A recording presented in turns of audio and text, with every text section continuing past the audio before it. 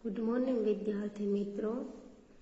आज हम कक्षा 12 विषय हिंदी में 8वें चैप्टर चार्ल्स टाउन से जोहानिसबर्ग का अभ्यास करेंगे, जिन्हें लिखा है मोहनदास करमचंद गांधी ने, जिसका जन्म सन 1869 ईस्वी सन में हुआ था और निधन सन 1948 ईस्वी सन में हुआ था।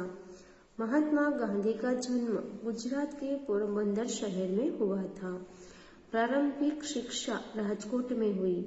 बैरिस्टरी की पढ़ाई उन्होंने इंग्लैंड में की तथा दक्षिण अफ्रीका में वकालत के लिए गए। वहां हिंदुस्तानियों के अधिकार एवं स्वाभिमान के लिए लड़े। बाद में भारत आकर उन्होंने अंग्रेजों के खिलाफ स्वतंत्रता की जंग छेड़ी और उनकी अगुवाई में भारत ने आजादी प्राप्त की। वे राष्ट्रपिता कहलाए।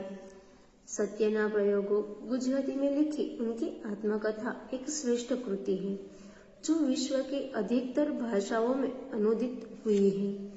मेरा धर्म, सत्याग्रह, आश्रम का इतिहास, सर्वोदय, मेरे सपनों का भारत, मोहनमाला, हिंद स्वराज्य, अनासक्ति योग, दक्षिण अफ्रीका सत्याग्रह का इतिहास, मंगल प्रभात आदि उनकी प्रमुख रचनाएं हैं। प्रस्तुत कृति उनकी आत्मकथा का अंश है। इसमें चार्ल्स टाउन से जोहानिसबर्ग की यात्रा में गांधी जी पर एक गोरे के द्वारा किए गए अमानुषिक व्यवहार का वर्णन है। उसका अपमानजनक, पीड़ादायक व्यवहार तत्कालीन भारतीयों की हीन दशा का परिचायक है, क्योंकि उस समय विदेशों में साधारण भारतीयों की स्थिति एक कुली के समान थी।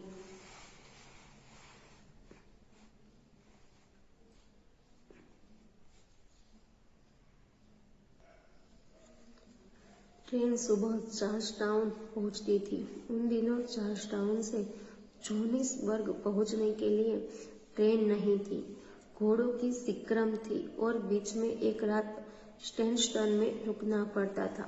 सिक्रम यानी घोड़ों से खींची जाने वाली गाड़ी। मेरे पास सिक्रम का टिकट था।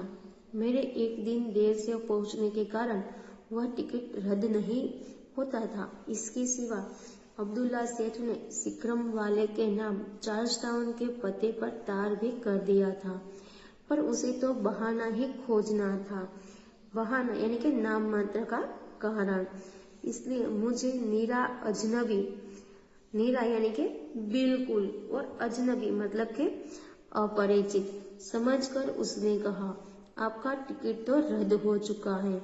मैंने उचित उत्तर दिया, पर टिकट रद्द होने की बात तो मुझे दूसरे ही कारण से कही गई थी। यात्री सब सिक्रम के अंदर ही बैठते थे, लेकिन मैं तो कुली की गिनती में था, अजनबी दिखाई पड़ता था।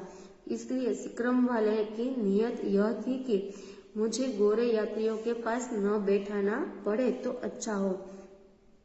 सिक्रम के बाहर अर्थात कोचवान के बगल में, कोचवान यानी कि घोड़ा गाड़ी जो है उसे हाँकने वाला, चलाने वाला की बगल में दाएं बाएं 2 सीटें थी। उनमें से एक पर सिक्रम कंपनी का एक गोरा मुखिया बैठता था। वह अंदर बैठा और मुझे कोचवान की बगल में बैठाया। मैं समझ गया कि यह निरा अन्याय है,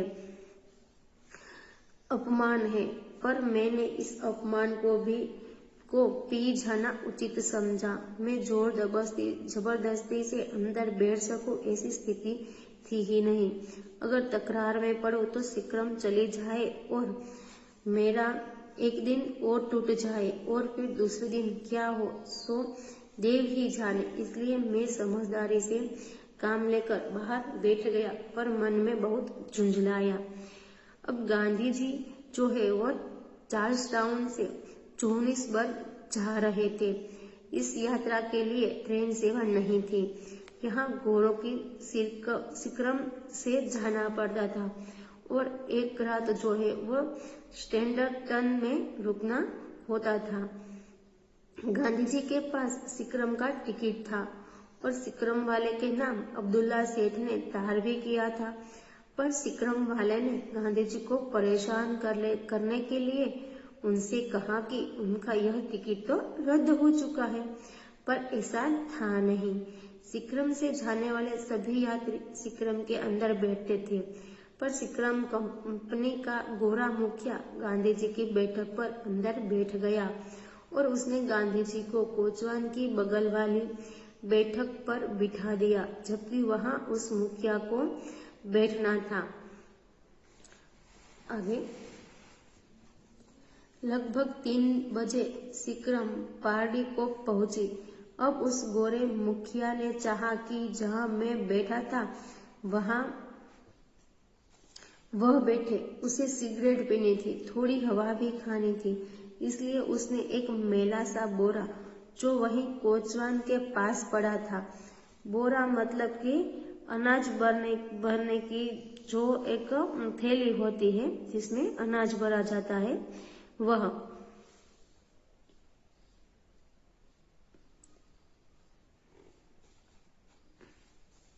पास खड़ा पड़ा था, उठा लिया और मेरे और पैर रखने के पटिया पर बिछाकर मुझसे कहा, सामी तू यहाँ बैठ, मुझे कोचवान के पास बैठना है।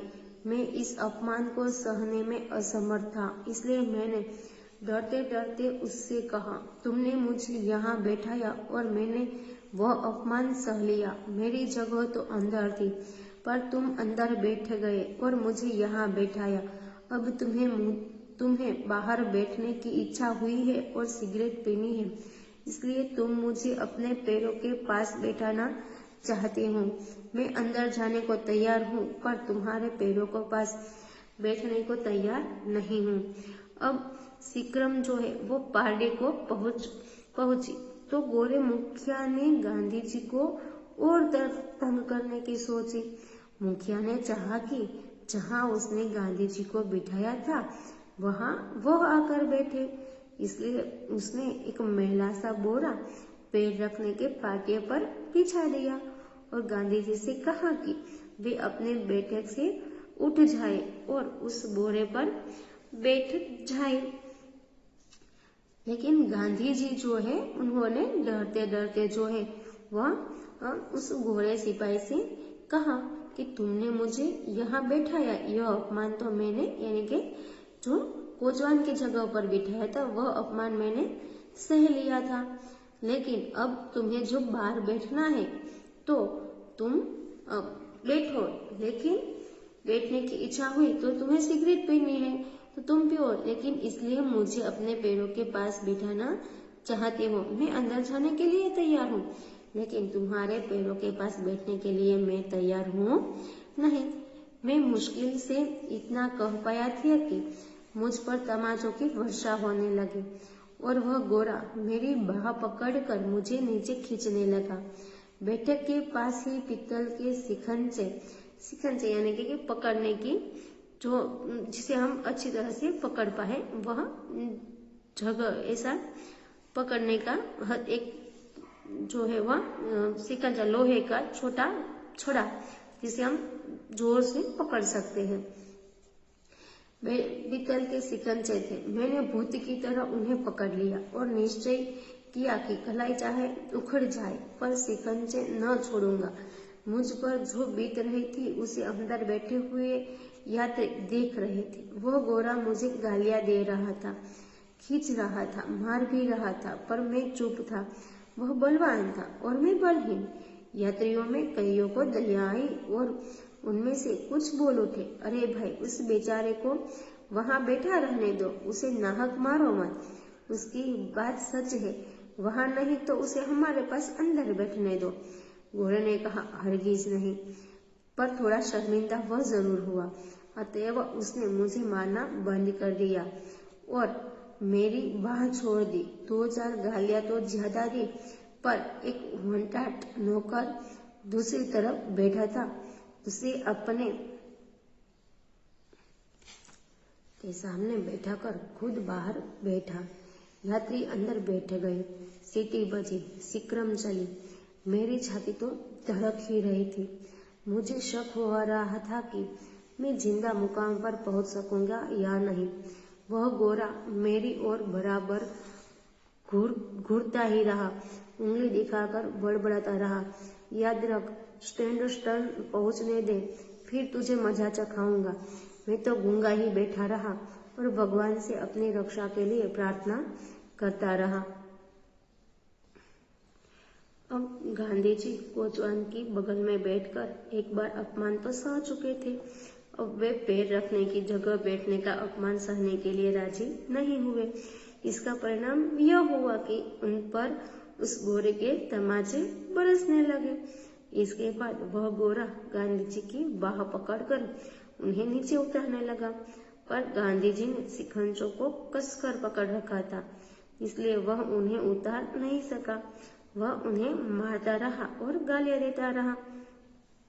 अब शिक्रम में बैठे साथ वाले यात्रियों में से कुछ को यह देखकर दया आई। उन्होंने कहा कि वह उसे न मारे, उस बेचारे को अपनी बैठक पर बैठा रहने दे। इससे गोरे का मारना तो रुक गया, पर वह गांधी जी को गालियां देता रहा। अब शिक्रम चलने लगी थी। वह गोरा जो है वह बार बार गांधी जी को घूरता रहा और उन्हें धमकी देता रहा, याद रख, स्टैंडर्ड पहुंचने पर फिर तुझे मजा चखाऊंगा। बेचारे गांधी जी को डर लग रहा था कि वे जिंदा मुकाम पर पहुंच पाएंगे या नहीं। रात हुई। स्टैंडर्ड पहुंचते कई हिंदुस्तानी चेहरे दिखाई दिए। मुझे कुछ तसल्ली हुई। नीचे उतरते ही हिंदुस्तानी भाइयों ने कहा, हम आपको ईसा सेठ की दुकान पर ले जाने के लिए ही खड़े हैं। हमें दादा अब्दुल्ला का तार मिला है। मैं बहुत खुश हुआ। उनके साथ सेठ ईसा हाजी सुमार की दुकान पर पहुंचा।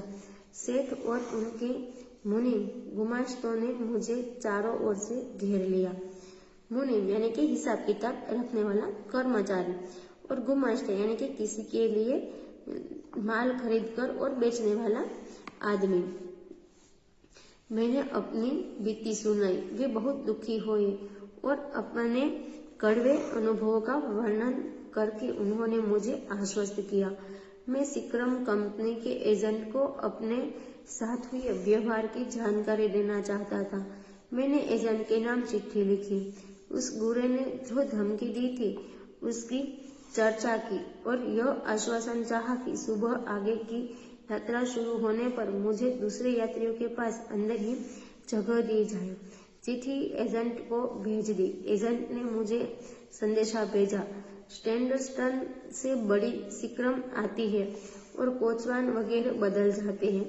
जिस आदमी के खिलाफ आपने शिकायत की है वह कल नहीं रहेगा। आपको दूसरे यात्रियों के पास ही जगह मिलेगी।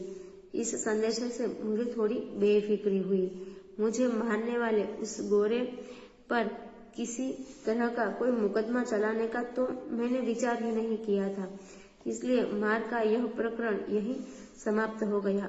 सवेरे ईसा सेठ के लोग मुझे शिक्रम पर ले गए। मुझे मुनासिब जगह मिली और बिना किसी हैरानी में उस रात जोहानिसबर्ग पहुंच गया। तो गांधी जी कहते हैं कि रात हुई और शिक्रम स्टैंडर्ड पहुंच गई। उन्होंने वहां कई हिंदुस्तानियों को देखा तो उनकी जान में जान आई। उन्हें तब और तसल्ली हुई जब उन लोगों ने बताया कि वे लोग उन्हें ही लेने आए हैं। उन्होंने कहा कि वे उन्हें ईसा सेठ की दुकान पर ले जाएंगे। गांधी जी उन हिंदुस्तानियों के साथ ईसा सेठ की दुकान पर पहुंचे तो उन्हें लगा कि अब वे पूरी तरह सुरक्षित हैं। उन्होंने उन्हें रास्ते में घटी अपनी आप बीती बताई। उन्होंने गांधी जी को आश्वस्त किया। गांधी जी ने शिक्रम कंपनी के एजेंट के नाम पत्र लिखकर उस गोरे की शिकायत की जिससे उनके साथ दुर्व्यवहार किया था। कंपनी वालों से गांधी जी ने सुबह की अपनी यात्रा के लिए शिक्रम के अंदर की जगह देने का आग्रह किया। एजेंट ने गांधी जी को आश्वस्त किया कि कल वह गोरा नहीं रहेगा। कल स्टैंडर्ड से बड़ी शिक्रम आएगी और उन्हें अन्य यात्रियों के साथ शिक्रम में अंदर जगह मिलेगी। इसके बाद वापसी के समय गांधी जी बिना किसी हैरानी के जोहानिसबर्ग जो है वह पहुंच जाते हैं। तो विद्यार्थी मित्रों, यहाँ पर हमारा ये जो 8वां चैप्टर था चार्ल्स टाउन से जोहानिसबर्ग की का वो यहाँ पर समाप्त होता है। आशा करती हूँ कि यह चैप्टर आप सभी ने अच्छी तरह से समझ लिया होगा, आपने अच्छी तरह से इसे सीख गए होंगे। धन्यवाद।